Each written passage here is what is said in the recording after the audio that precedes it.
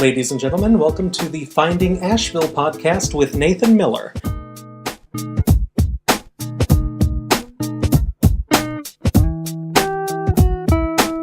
All right, well, let's go back to 2010 where you start looking for locations for bar of soap.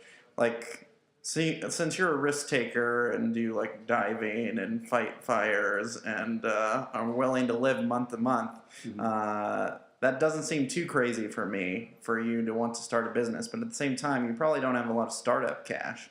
No, I didn't. I had saved some money. I had also built a house out in Black Mountain that I sold for capital, and then I borrowed from friends and family. And basically, what it was, and it is funny because I am kind of a risk taker.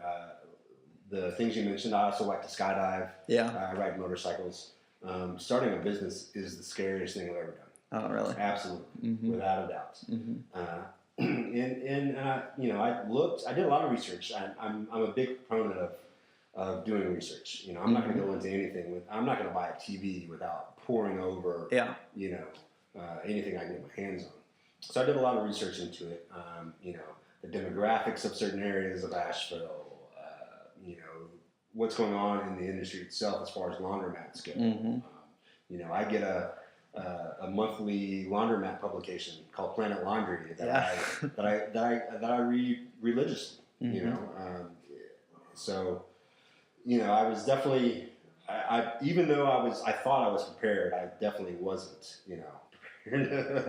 And explain that fear to me. Why was it scary? Well, you're basically taking it's the biggest bet of your life. It's like playing poker and going all in.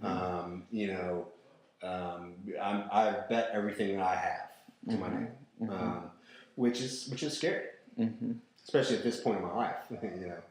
See, I think there's, for some reason, as a non-entrepreneur, well, kind of a non-entrepreneur, in my mind, if I find a business that I can research 100%, I'll find that business that's a fail-safe and there's no risk. But that doesn't exist, right?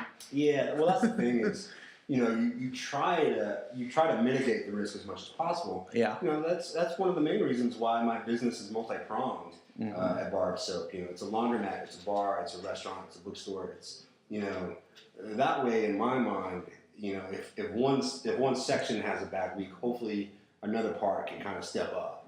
I was also looking for something that was recession-proof, and to try to mitigate that risk a little bit. So.